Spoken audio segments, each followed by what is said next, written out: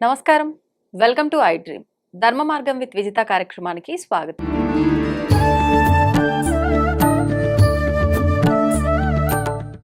ప్రస్తుతం మనతో పాటు ఉన్నారు ప్రముఖ ఆధ్యాత్మికవేత్త, జ్యోతిష్య పండితులు మాడుగుల శివప్రసాద్ గారు. ఇప్పుడు గురుగారితో మాట్లాడి మరిన్ని విషయాలు తెలుసుకుందాం. నమస్కారం గురుగారు. ఆశీర్వచనం తల్లి. గురుగారు, మనకి ఈ కార్తీక మాసంలో ఇప్పుడు రాబోయే అష్టమి కాలభైరవ అష్టమి అని చెప్పి అంటున్నారు. అంటే కాలభైరవుడు అనంటే సాక్షాత్తు శివస్వరూపమే అని చెప్పి అంటూ ఉంటారు, కానీ ఉగ్ర స్వరూపము అంటుంటారు. మరి ఈ మధ్యకాలంలో మనం ఏదైతే చేయకూడదో అది ఎక్కువగా చేసి చూపిస్తున్నారు. ఉగ్ర రూపంలో ఉన్న ఈ శివయ్యని కాలభైరవ అష్టమి పేరుతో అందరూ ఆరాధించొచ్చా? ఇంకొకటి, కాలభైరవుడు అనగానే అందరూ కూష్మాండ దీపం వెలిగించాలి అని చెప్పి ఆలయానికి వెళ్ళి ఈ దీపం వెలిగించడం కూడా చూస్తూ ఉన్నాము.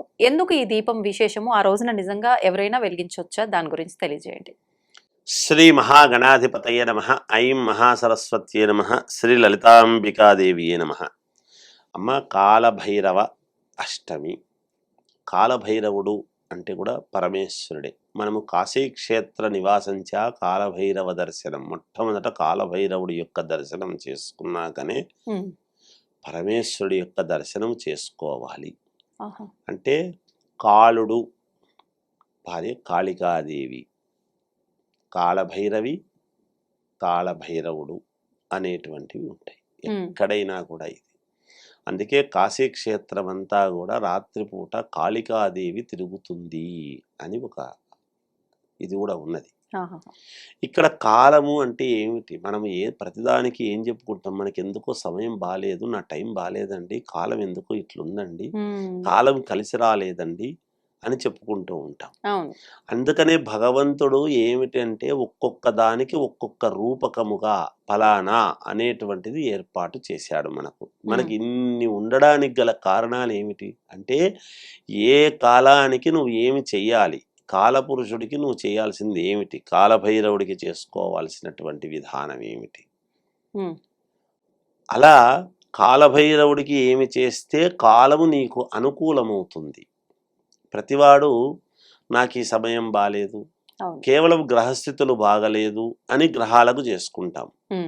ఏదో కార్తీక మాసం వచ్చింది, దీపాలు పెడితే మనకు పుణ్యము, పుణ్యప్రదము అనేటువంటి విధానంలో దీపాలు పెడుతున్నాం. కాలభైరవుడికి అనేటువంటిది ఏమిటి అంటే, మనము కాలము ఎదురీదేటువంటి ఇబ్బందులు గనక ఉంటే, కాలానికి అతీతముగా ఉండేటువంటి పరిస్థితులు అనుకూలించటానికి కాలభైరవుడు అనేటువంటిది మనకు చాలా ముఖ్యం. ఒక రకంగా కాలభైరవేశ్వరుడు అంటే కుక్క, భైరవుడు అంటే మామూలుగా. అలాగా ఈ ఆ రూపకములో ఉండేటువంటిది కాలభైరవుడి యొక్క రూపము కూడా ఉంది, పరమేశ్వరుడిది ఉంటుంది. చాలా తక్కువగా ఉంటాయి కొన్ని చోట్ల. అందుకని మనం కాశీలో కాలభైరవేశ్వరుడు అని ఉంది. అక్కడికి పోయినప్పుడు నల్లది ఒక ఇది కట్టి చేస్తారు ఎప్పుడు కూడా. ఎందుకు అంటే ఈ కాలము అనేటువంటిది ఈ మనము బ్రతుకుతూ ఉన్నదంతా, పొద్దునైతే సూర్యభగవానుడు ఉన్నాడు, వెలుగుని మనం అనుకుంటాము, కానీ చీకట్లలో జీవితం లాగానే ఉంటుంది. మనం ఏది తెలుసుకోవాలనో అది తెలుసుకోక, ఏది తెలుసుకోకూడదో అవి తెలుసుకొని అజ్ఞానముతో పోతుంటాము. కాబట్టి అందుకని అది మనకు ఏదైనా నరదృష్టికి సంబంధించింది కానీ, ఎటువంటి ఇబ్బందులు ఉండినా కూడా పోవడానికి కానీ కాలభైరవుడి దగ్గర చేసినటువంటి ఒక ఇది కట్టుకుంటాం మామూలుగా. ఎరుపుదిను నలుపుది కుంకుమ కలర్ లో ఉండేటువంటివి ఇలాంటి రక్షలు ఉంటాయి కొంచెం. ఇలాంటివన్నీ కూడా ఉంటాయి, అలాంటివి చేస్తూ ఉంటారు అక్కడ కాశీలో. మనము మామూలుగా ఈ కాలభైరవ అష్టమి రోజు చేయవలసినటువంటిది ఏమిటి, అది కూడా ఇప్పుడు కార్తీక మాసములోనే ఈ అష్టమి బహుళ అంటే పౌర్ణమి అయిన తర్వాత వచ్చేటువంటి అష్టమి కాలభైరవ అష్టమి. ఇది మామూలుగా ఈ అష్టమి నాడు ఏమి చేస్తే పోతుంది, ఏమి చేసుకుంటే మనకు మేలు జరుగుతుంది, మన పరిస్థితులు మెరుగుపడతాయి, మనకు కాలానికి ఎదురీతేటువంటి వాళ్ళు, నేను ఎంతగానో ప్రయత్నిస్తున్నా ఈ పని జరగటం లేదు, ఎంతగానో ప్రయత్నం చేస్తున్నాను ఇది కొలిక్కి రావటం లేదు, ఎంతగానో నేను ఎన్ని హాస్పిటల్స్కో తిరుగుతున్నా నా ఆరోగ్యం బాగుపడలేదు అని ఏదో ఒక్క ఒక్క కోరిక. మనం 10 కోరికలు కోరుకుంటే కావు. ఒక్క దీపం పెట్టి 10 కోరికలు కోరితే ఎలా? అవును. కనుక ఏదో ఒకటి అని పరిపూర్ణముగా మనస్సు పెట్టి ఏకాగ్రతతో ఎప్పుడైతే మనం చేసుకుంటామో ఆ పని 100% నెరవేరటానికి యోగవంతమైనటువంటి పైగా బుధవారము, బుద్ధ అష్టమి అనేటువంటిది కూడా అంటారు. ఓకే. బుధవారం వచ్చింది కాబట్టి ఈ బుధవారము నాడు ఏమిటి బుధుడికి సంబంధం బుద్ధికి ప్రధానమైనటువంటి అంటే సరైనటువంటి కోరిక. ఎప్పుడైతే నువ్వు బుద్ధిపూర్వకమైనటువంటి కోరిక కోరుకుంటావో నీ కోరికలు తప్పకుండా 100% కాదు 1,00,000% భగవంతుడే అనుగ్రహిస్తాడు. ఇవ్వవలసినటువంటి వాడు ఆయనే. అందుకనే కాలానికి ఎవరు అతీతులు కాదు అని చెప్పేటువంటిది. అలాంటి కాలభైరవ అష్టమి అనేటువంటి రోజున సాయంకాలం మామూలుగా ఈ సాయంకాలాలే ఎక్కువగా రాత్రికి ఉదయానికి సంధికాలము. ఎప్పుడు కూడా చీకటికి వెలుగు సంధికాలం, రాత్రికి చీకటి, ఉదయానికి వెలుగు. మన జీవితానికి కూడా వెలుగు, మనకు ఉండేటువంటి ఇబ్బందులు రాత్రితో సమానం. ఈ రెండిటికి మధ్యలో ఉన్నటువంటి సమయంలో ఎప్పుడైతే కూష్మాండ దీపం అని వెలిగిస్తాం మనం. కూష్మాండ దీపం ఎలా వెలిగించాలి? అసలు కూష్మాండ దీపం ఎందుకు? కూష్మాండం ఏం చెప్పినాడు? కూష్మాండం అంటే మనం ఇంటికి మామూలుగా ఏదైనా దిష్టి తీయడానికి వచ్చినప్పుడు గుమ్మడికాయతో దిష్టి తీస్తాం. ఎటువంటిదైనా గుమ్మడికాయతో దిష్టి. ఒక పండగ వచ్చింది, మన వాహనాలకు కూష్మాండ దిష్టి తీస్తాం. ఒక 10 మందికి ఏదో ఒక సన్మానం చేసినారంటే 10 మంది నోళ్ళల్లో చూసినారు కాబట్టి ఇంటికి రాగానే ఒక దిష్టి తీస్తాం. ఒక మంచి పదవి వస్తే గుమ్మడికాయ దిష్టి తీస్తాం. ఆ నరదృష్టి అంతా కూడా పోవాలి అనేటువంటిది ఎప్పుడైతే తీస్తాము, అదే కాలానికి కూడా మనకు అనుకూలించాలి అన్నప్పుడు ఇదే గుమ్మడికాయతో దీపము పెట్టటము. ఎలా పెట్టటం అంటే ఒక చిన్న గుమ్మడికాయ తీసుకొని సగానికి కరెక్ట్గా తీసేసి ఏదైతే పైన తొటిమ ఉంటుంది కదా అది పక్కకు పెట్టేసి అడుగు భాగం, ముఖ్యమైనటువంటి భాగం ఏదైతే ఉంటుందో అది అడుగు భాగం ఎప్పుడూ కూడా యోగవంతమైనటువంటిది పైదానికంటే. ఆ అడుగు భాగంలో ఉండేదంతా ఇత్తనాలన్నీ కూడా తీసేసి ఆవు నెయ్యి పోసి ఆవు నెయ్యిలో దీపము వెలిగించటము అనేటువంటిది చేయటం. లేదు శక్తి లేనటువంటి వాళ్ళు అందులో ప్రమిద పెట్టి, మట్టి ప్రమిద, అందులో నెయ్యి పోసి కుష్మాండములో ప్రమిద పెట్టి ప్రమిదలో నెయ్యి, అంత నెయ్యి తేలేము గురువు గారు, మాకంత శక్తి లేదు అనేటువంటి వాళ్లకు అలా చేసి ఆ కూష్మాండ ఎక్కడ చేయాలి? ఇది పరమేశ్వరుడి శివాలయము దగ్గరే ధ్వజస్తంభానికి ఈశ్వరుడికి మధ్యలో గాని, ధ్వజస్తంభానికి ఇటువైపు గాని ఎప్పుడైతే సంధికాలంలో మనం ఎప్పుడైతే చేస్తామో సర్వపాపహరణం, వీళ్లకు కాలము ఖచ్చితముగా కలిసి వస్తుంది అనేటువంటిది చెప్పవచ్చు. అక్కడే దేవాలయంలోనే కాళ్ళు చేతులు కడుక్కోవడం దీపం వెలిగించిన తర్వాత. ఎందుకని గురుగారు? ఇది కుష్మాండము కాబట్టి. మనం ఇంటికి కూడా కూష్మాండము మనం ఇది చేసిన తర్వాత చేతులు కడుక్కోమని చెప్తాం. కడుక్కోవాలి ఆ దిష్టి తీసిన తర్వాత. అలా పద్ధతి, అది సంగతి. ఇప్పుడు చాలా మంది అంటే చూస్తున్నాము, ఈ కూష్మాండ దీపం వెలిగించిన వారు మీరు అన్నట్టుగా 2 భాగాలు చేసి కుంకుమ పూసేస్తున్నారు లోపల, విత్తనాలు కుంకుమ వేస్తారు అందులో. అలా వేసే వెలిగించాలి? వేయొచ్చు, ఇక్కడ అవసరం లేదు. పసుపు కుంకుమ అవసరం లేదు, దాంట్లో నెయ్యి పోసి వెలిగించటం. పసుపు కుంకుమ అక్కడ అవసరం లేదు. మామూలుగా కింద పెట్టి కూష్మాండము మనం చాలా మంది బూడిద గుమ్మడికాయ గాని ఈ గుమ్మడికాయ గాని తెచ్చి కడుగుతుంటారు. కూష్మాండము, టెంకాయ, తొమలపాకులు, పువ్వులు, వీటికి పాలు, ఇవన్నీ ఎవరు ఎలా తెచ్చినా అపవిత్రము కావు. కాబట్టి వీటిని కడగాల్సిన పని లేదు. కాబట్టి అక్కడ ఇంటి ముందు ఇటువైపు అటువైపు పెట్టడానికి గల కారణం ఏమిటి అంటే కుంకుమ పసుపు నీళ్లు వేయటంలో ఆంతర్యం ఏమిటి అంటే కుంకుమ పసుపు రెండూ కలిసినటువంటిది ఏమిటి అంటే రక్తం. ఇదైనట్టుగా, బలిహరణం ఇచ్చినట్టుగా. ప్రతిదీ ఇంటి ముందు మనం అలా జంతు బలి అనేటువంటిది లేకుండా ప్రత్యామ్నాయముగా శాస్త్రంలో చెప్పిన మాట కూష్మాండము అని.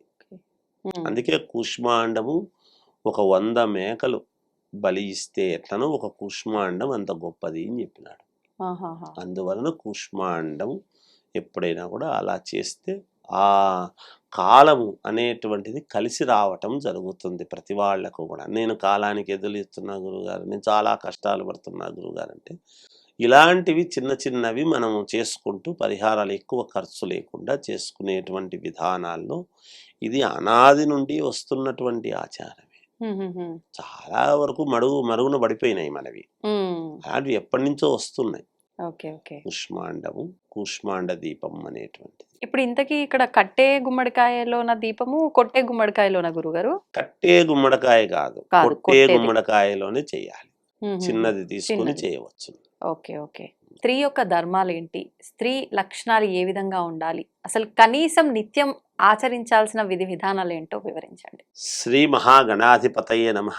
ఐం మహాసరస్వత్యే నమః. శ్రీ లలితాంబికాదేవియే నమః. శాస్త్ర ప్రకారము స్త్రీ ఎలా ఉండాలి, ధర్మాలు ఏమిటి అని అడుగుతున్నారు తల్లి. అయితే ఇవాల్టి రోజున వాళ్ళు వేసుకునేటువంటి డ్రెస్సుల మీద కానీ ఇంకో దాని మీద కానీ మనం కామెంట్ చేయరాదు, చేయకూడదు. ఎందుకంటే వాళ్ళ వసతులు, వాళ్ళు చేసేటువంటి పనులు కానీ ఎవరి ఇష్టం వాళ్ళది, తప్పులేదు.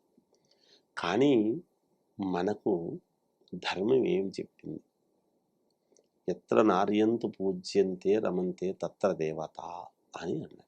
ఎక్కడైతే స్త్రీని పూజింపబడుతుందో అక్కడ సకల ఐశ్వర్యాలు మనకు కలుగుతాయి.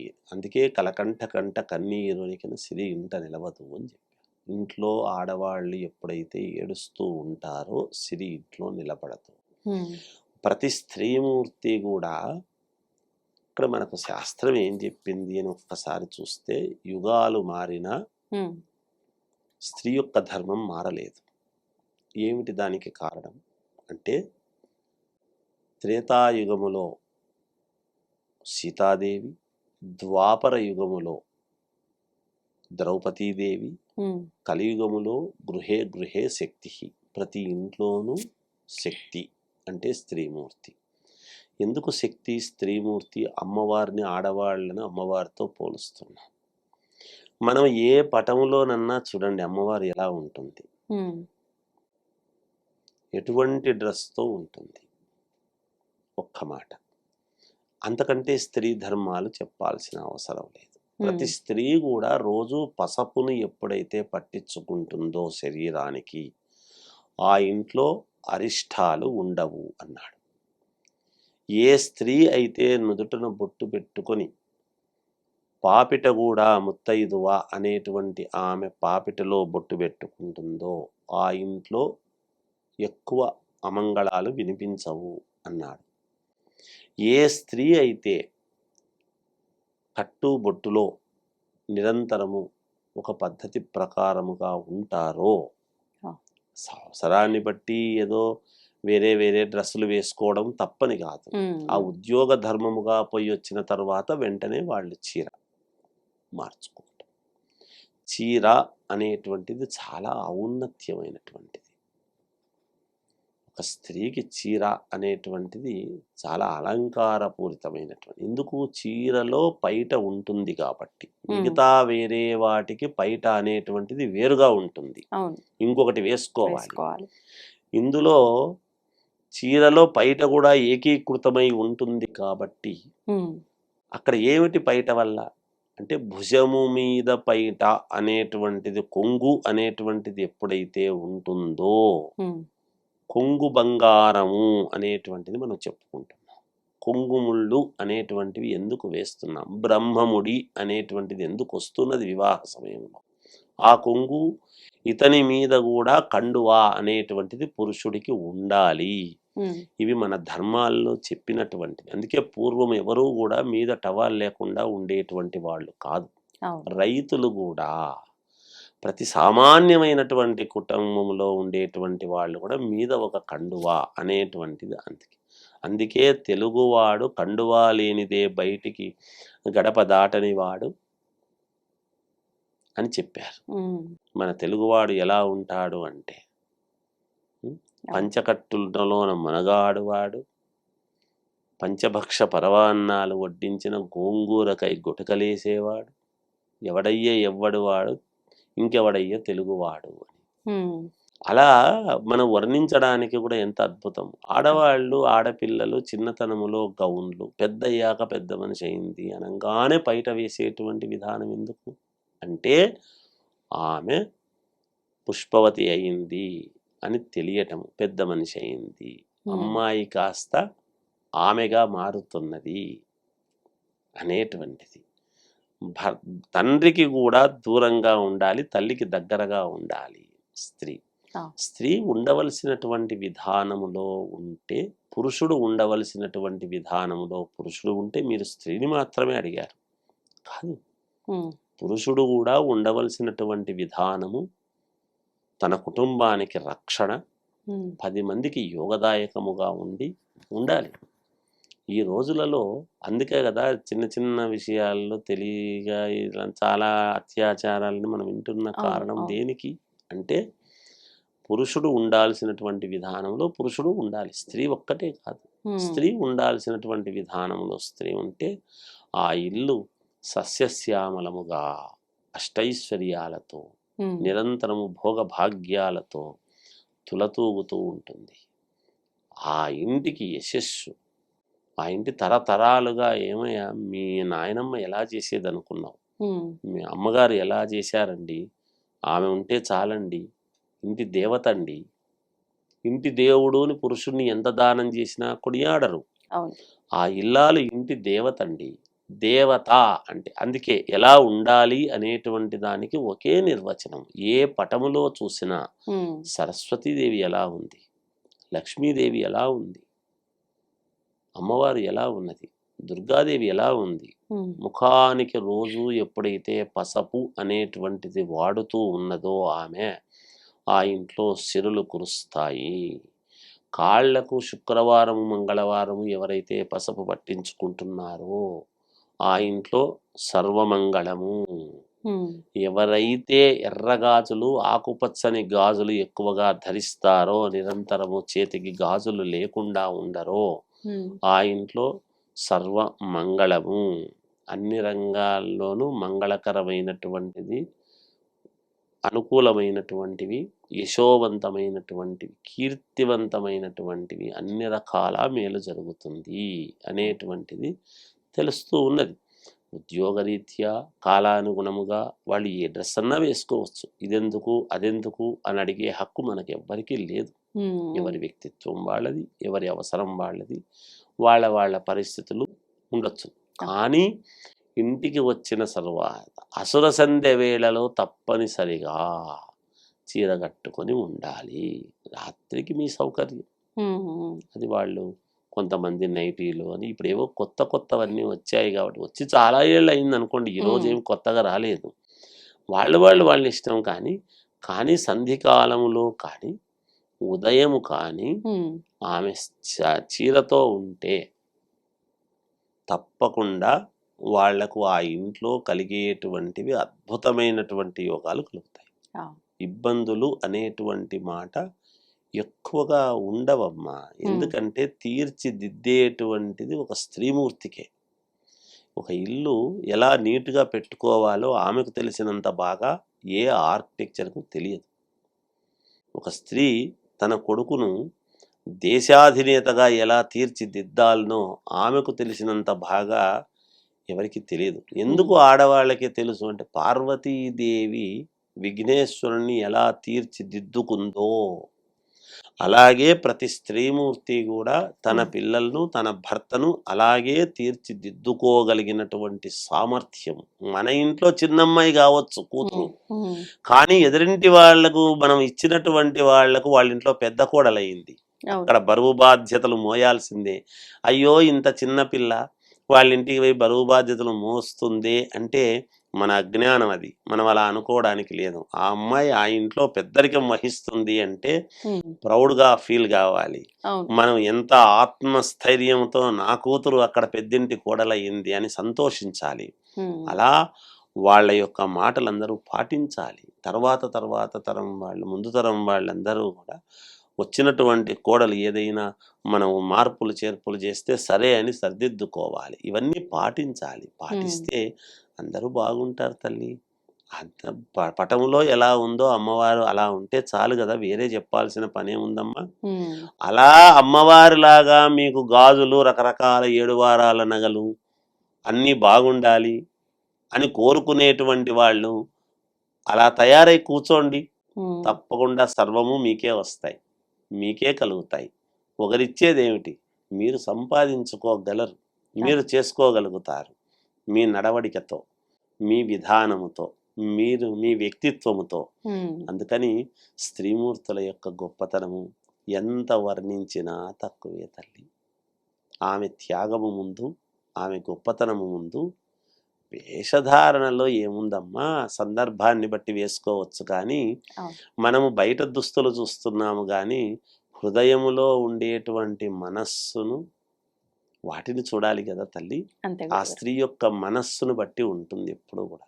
ఆ ఔన్నత్యము ముందు ఒక్కోసారి ఎంతో వెలుగునిచ్చేటువంటి సూర్య భగవానుడు కూడా ఆమె హృదయములోకి వెళ్ళలేడు. శరీరము మీది వరకే వెళ్ళగలుగుతాడేమో గాని హృదయంలోకి వెళ్ళలేడు. అలా హృదయములోకి వెళ్ళగలిగినటువంటి వాడే భర్త. మనస్సులోకి వెళ్ళగలిగినటువంటి వాడే భర్త. కనుక ఆ బంధం అనేటువంటిది చాలా గొప్పది. ఆమె అలా ఉంటే సంతోషం. సాధారణంగా మానవులు ఎన్నో పాపాలు చేస్తూ ఉంటారు. తెలిసి తెలియక ఎన్నెన్నో చేస్తూ ఉంటాం.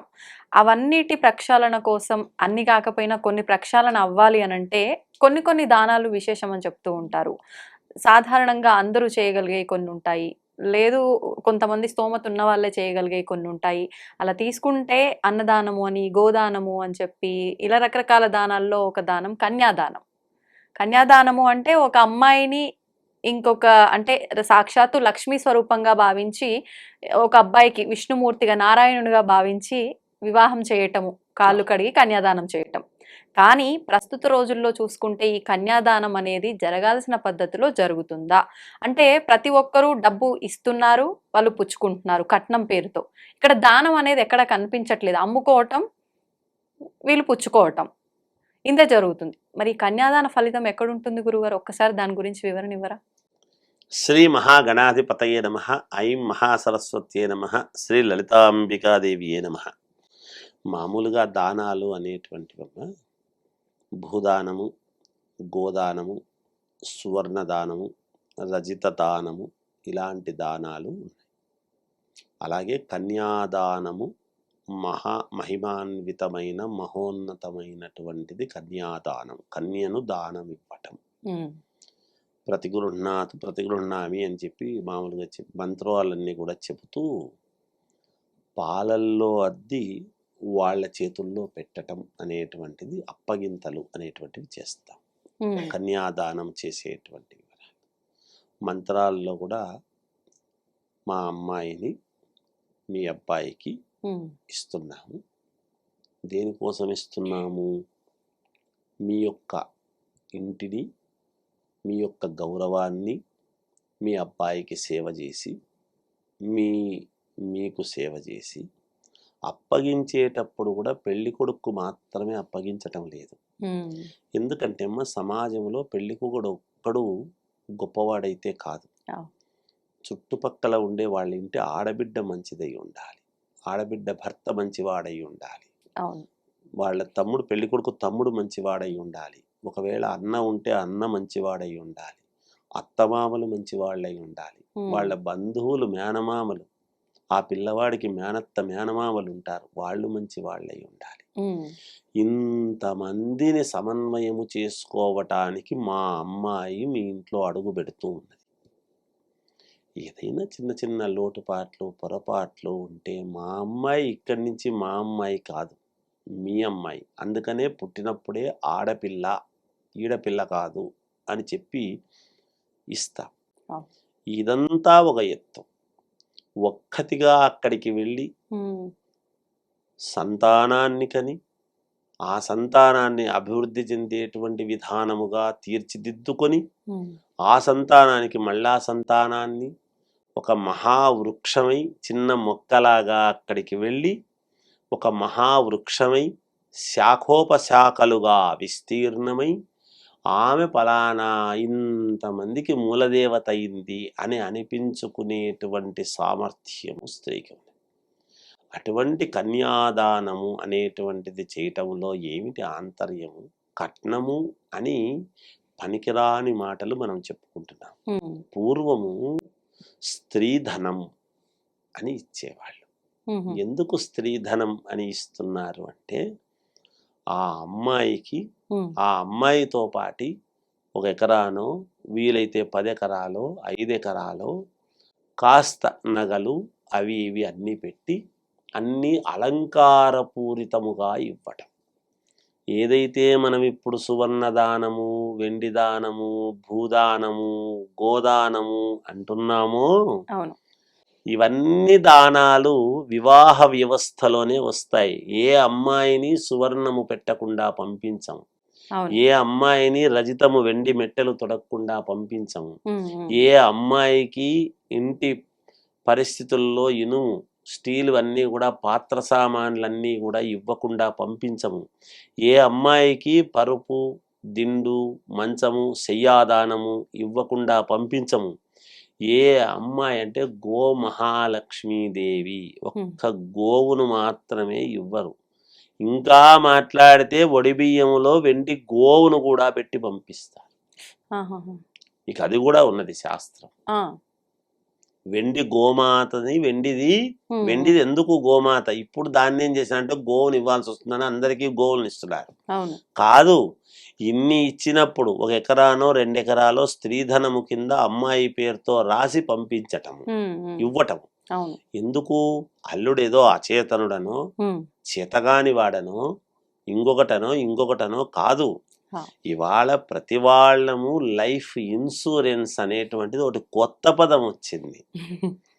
కాదు, ఆ అమ్మాయికి ఎటువంటి ఇబ్బంది రాకుండా నేను ఎంతైతే 20 సంవత్సరాల పాటు నా కూతురుని నేను ప్రేమగా చూసుకున్నాను, నాకు కలిగిన దాంట్లో పెట్టి మా అమ్మాయిని అడిగింది లేదనకుండా ఇచ్చినాను, వాళ్లను అడగలేక ఆ అమ్మాయి ఇబ్బంది పడవచ్చు. అటువంటి ఇబ్బంది రాకుండా ఆమెకంటూ ఒక ఉపకృతి ఉండాలి, చెయ్యాలి అనేటువంటి భావనతో ఇచ్చి కన్యాదానం అనేటువంటిది ఇన్ని దానాలు చేస్తూ ఉన్నాం. అందులో 16 దానాలు వస్తాయి. అవన్నీ ఎందులో వస్తాయి? ఒక మహోన్నతమైనటువంటి కన్యాదానములో ఇవన్నీ యాడ్ అవుతున్నాయి, ఇస్తున్నాం. అవన్నీ ఇచ్చి కాళ్ళు కడిగి శ్రీ మహావిష్ణు స్వరూపమైనటువంటి అల్లుడికి వరరత్నాన్ని మా కన్యారత్నాన్ని ఇచ్చి, ఇద్దరు రత్నాలు లాంటి వాళ్ళే, ఎవరూ తక్కువ కాదు ఎక్కువ కాదు. అందుకని ఆ అల్లుడికి కాళ్ళు కడిగి వాళ్ళ అత్తమామల చేతుల్లో అల్లుడి చేతుల్లో పెట్టి నాయనా నా కూతుర్ని బాగా చూసుకో అనేటువంటి ప్రేమతో ఇస్తుంటే, ఇప్పట్లో అవన్నీ లేవు. కానీ అమ్మా పూర్వము ఏవో రాచి రంపాన పెట్టినారని వాళ్ళన్నారని వీళ్ళన్నారని అట్లన్నారని ఇట్లన్నారని ఉండేటివి. ఒక 30-40 ఏళ్ల క్రితం అంటారు, చేస్తారు. ఈ రోజుల్లో ఆడపిల్లలు కూడా అలా లేరు, అత్తమామలు కూడా అలా ఎవరు లేరు. సమన్వయం చేసుకొని మా కోడలు మంచిదేనండి అని మార్పు జరుగుతూ ఉన్నాయి. వ్యవస్థలో మార్పులు వస్తున్నప్పుడు అందరూ మారుతున్నారు. కాకపోతే ఎందుకో ఇమడలేక ఇచ్చింది వెనక్కి ఇచ్చేసే నేను వెళ్ళిపోతాను అనేటువంటిది అది కొంచెము బాధాకరం అవుతుంది మాలాంటి వాళ్లకు. ఎందుకంటే జాతకాలకు వచ్చినప్పుడు గురుగారు ఇట్లా జరిగింది, మా నాన్న వాళ్ళు ఇంత ఇచ్చారు అంత ఇచ్చారు, కానీ ఇట్లా జరిగింది అట్లా జరిగింది అంటే ఎక్కడో ముహూర్తాలు చేయించేటువంటి వివాహము అనేటువంటిది సమయానికి తలంబ్రాలు పడక, సమయానికి జీలకర్ర బెల్లము పెట్టక, ఇండ్లల్లో కాకుండా ఈ ఫంక్షన్ హాల్స్లో చేస్తూ ఉండేటువంటి దాని వల్ల కొన్ని, ఎందుకంటే అక్కడ ఎన్నెన్నో ఏవేవో జరుగుతాయి, మన ఇంట్లో మనవి మాత్రమే జరుగుతాయి. ఎందుకో ఎక్కువ పోకడలకు పోయి స్థలము చాలదని ఇరుకు అనేటువంటి మాట ఉండదమ్మా. ఎప్పుడైనా ఇళ్లల్లో చేసుకున్నటువంటివి ఎప్పుడూ కూడా ఆజన్మాంతము కలిసి ఉంటారు. ఇలాంటి ఫంక్షన్ హాల్స్ అంటే మరి ఫంక్షన్ హాల్స్ వాళ్ళ పరిస్థితి ఏమిటి అంటే మనం చేసుకుంటున్నాం కాబట్టి వాళ్ళు కట్టారు, కానీ అవే ఇంటి ముందు కూడా పందిరేస్తారు కావాలంటే. ఏముందమ్మా దానికి? అందుకని స్వగృహము అనేటువంటిది ఎప్పుడైతే మనము అక్కడ చేసుకుంటారో వాటి యొక్క విధానం వేరు. అందువలన కన్యాదానము అనేటువంటిది చాలా చాలా యోగవంతమైనటువంటిది. ఆ కన్యాదాన ఫలం అనేటువంటిది ఇన్ని దానాలు చేసుంటాడు కాబట్టి ఈ కన్యాదానం చేసినటువంటి తల్లిదండ్రులు ఎప్పుడైతే పీటల మీద కూర్చున్నటువంటి వాళ్ళు రేపు పొద్దున ఇదైనారు అంటే వాళ్ళు స్వర్గలోకాలకు పోతారు. ఇన్ని దానాలు చేస్తుంటాడు కదా. మరి ఎవరికి చేసినాడు ఇవన్నీ? ఒక ఉన్నతమైనటువంటి కుటుంబానికి. వాళ్ళు చేయించుకున్న వాళ్ళు ఎలా ఉండాలి? అలాగే ఉండాలి కదా. అలా ఉన్నప్పుడు అవి స్వీకరించినందుకు గాను వాళ్లకు కూడా సద్గతులు పొందుతారు అని ఉంది. ఇది శాస్త్రములో ఉన్నటువంటిది నేను చెప్పానమ్మా. ఉన్న విధానము ఇంత గొప్ప విషయము కన్యాదానం అనేది. ఊరికే ఏదో అయిపోయింది కదా, మాకు అంతకు 2 ఇంతలు భరణం ఇవ్వాల్సిందే, పోట్లాటలు పెట్టుకొని ఎనికి ఇవ్వాల్సిందే అంటే ఈ మార్పు ఎంత ఉన్నవాడు వీడు నన్ను ఎట్లా తిప్పగలుగుతాడు, ఏ కారులో తిప్పగలుగుతాడు, ఏం చేయగలుగుతాడు అనేటువంటివి చూస్తున్నారు. కానీ హృదయములో నన్నెంత పదిలముగా పెట్టుకుని ఎలాంటి ఇబ్బందులు లేకుండా చూస్తాడు, వాడికి ఏముంది ఏమి లేదు అనేటువంటిది కాదక్కడ. మిగతాటివన్నీ కాదు. ఆత్మస్థైర్యాన్ని ఇచ్చేటువంటి భార్య ఉంటే ఏ మగవాడైనా సముద్రాన్నైనా ఈదగలుగుతాడు. నిరంతరము సూటిపోటి మాటలతో ఇంటికి వచ్చినటువంటి భర్తను మాట్లాడేటువంటి స్త్రీ ఉంది అంటే ఎంత డబ్బున్నవాడైనా వాడు పర్వతమంతవాడైనా కృంగిపోక తప్పదు. అంటే భార్యలోనే ఉందా, భర్తలో లేదా అంటే భర్త కూడా అంతే.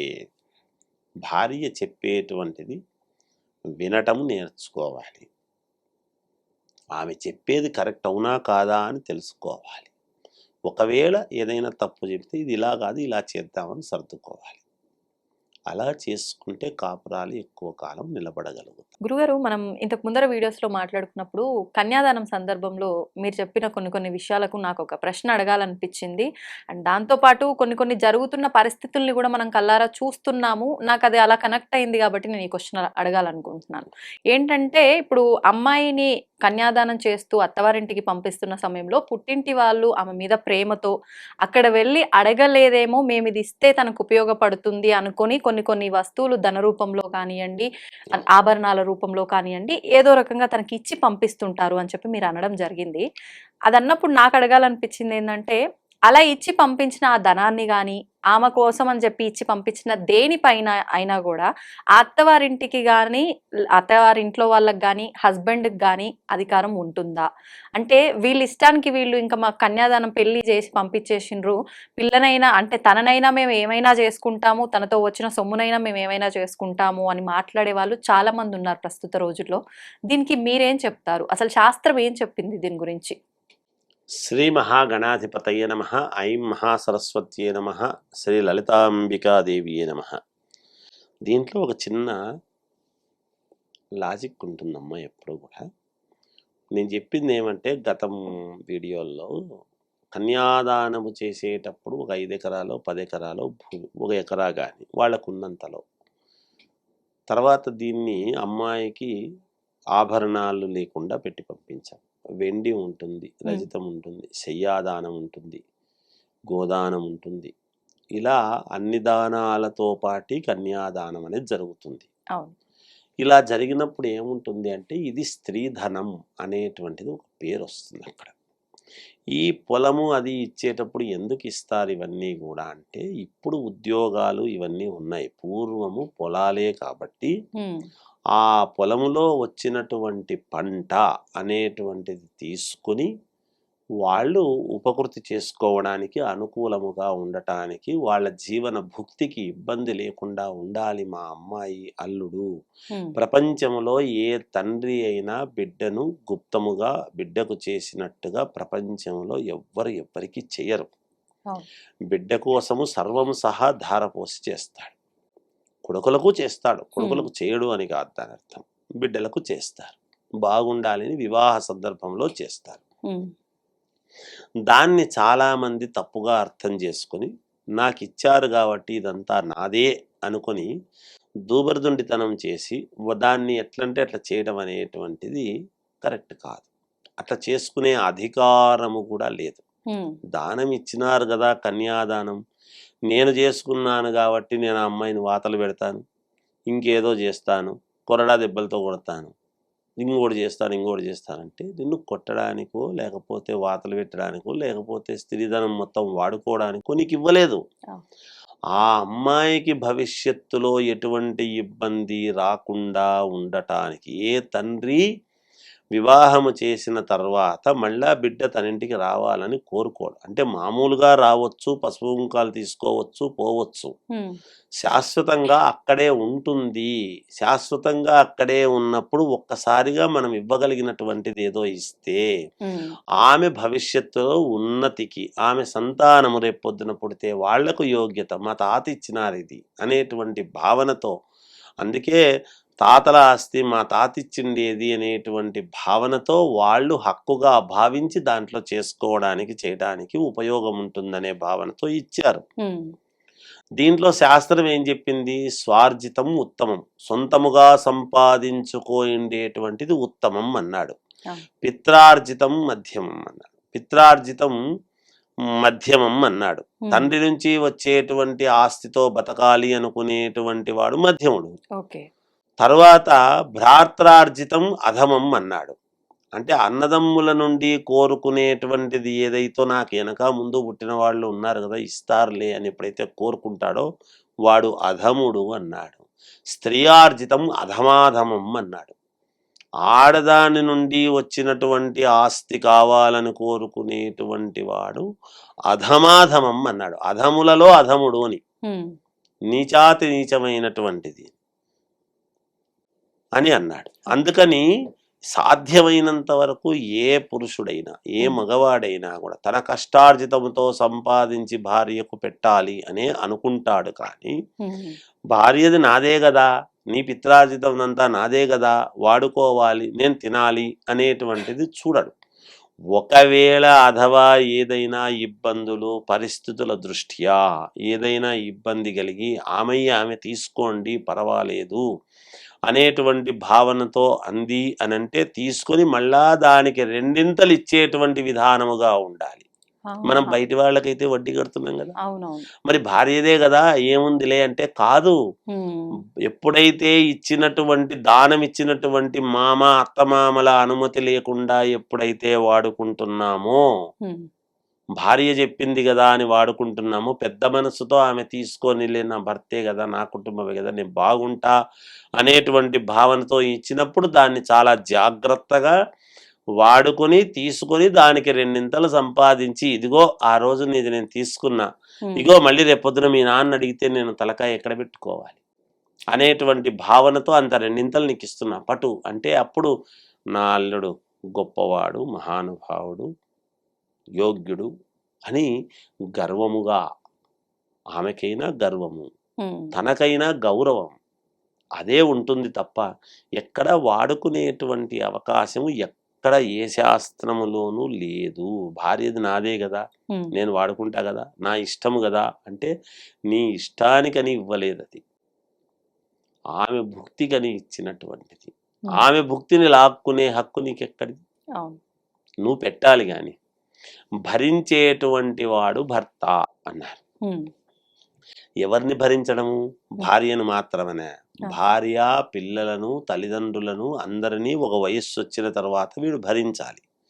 ఒకవేళ ఆమె కూడా అత్తమామలను అందరినీ ఎలాగో వచ్చిన తర్వాత, ఈ అత్తమామలే నా తల్లిదండ్రులు మా మరిది నాకు తమ్ముడు, మా ఆయన చెల్లెలు నాకు చెల్లెలతో సమానం అనేటువంటి భావనతో వరుసకు వదిన అని పిలవవచ్చును గాని మరిది కొడుకుతో సమానము, మరదలు కూతురుతో సమానం అనేటువంటి భావన. ఒకవేళ పెద్దదయిందనుకో, పెద్దదయిందంటే తోడబుట్టిన అక్కతో సమానం అనేటువంటి భావనతో ఇంకా వాళ్ళతో చూసుకుంటూ ఉంటుంది. అంతే బాధ ఒకవేళ ఈమె కుటుంబానికి వదిలిపెట్టొచ్చినటువంటి కుటుంబానికి గనక ఇబ్బంది వచ్చింది అంటే అల్లుడు పెద్ద కొడుకులాగా చూసుకోవాల్సినటువంటి బాధ్యత అల్లుడికి ఉంది.